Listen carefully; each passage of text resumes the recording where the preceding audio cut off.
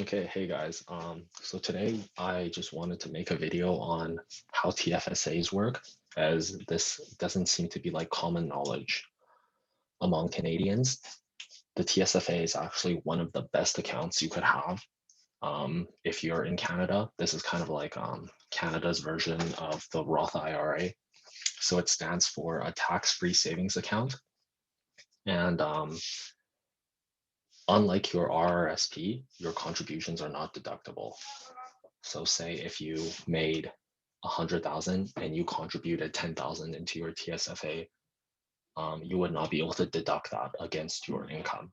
So that's one, I guess, downside, but the upside is that you don't pay any tax on the gains that you make within the account, which is a really big bonus, as we'll see later on.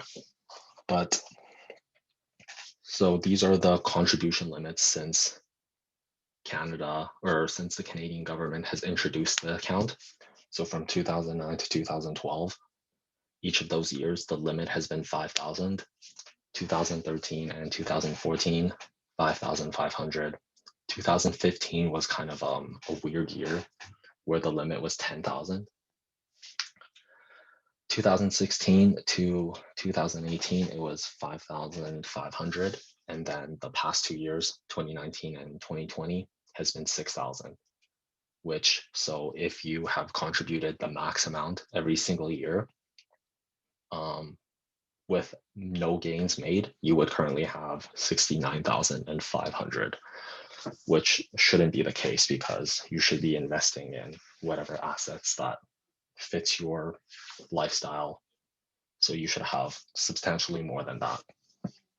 So we're gonna look at the big benefits of why not being taxed on your investments is a good idea. So this is from my main TSFA. I am currently up, it says 11,000, but this is in USD. So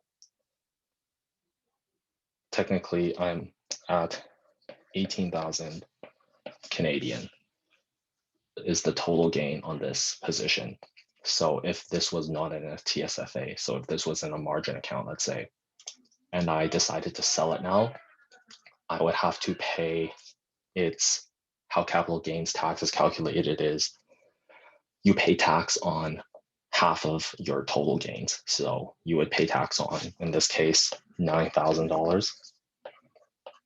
And for example, this is not my scenario, but for example, if you make 50,000 a year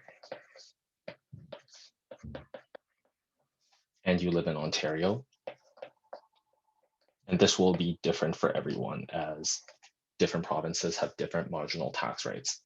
But say this is the case, your tax rate, your average tax rate would be 14.82%. And on this amount of 9,000, you would pay a total of $2,224 would be the amount that you're paying out in taxes.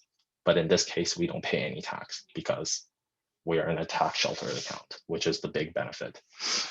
And as your account grows bigger and bigger, right now, like this account is still relatively small, but like think if you have like $1 million in this account, right?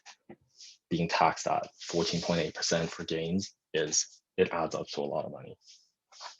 So we're gonna look at how investing in this account can make you a millionaire by the time you retire easily. So let's say if you don't invest in any other account, so not in an RRSP, you don't invest with your employer, just in this one account, right? And we'll take around like the average contribution, the limit that they have set. So, which is $6,000 a year. This is our initial investment. And then, so I have it as $500 a month, right? Which is $6,000 a year, which is the limit divided by 12 months.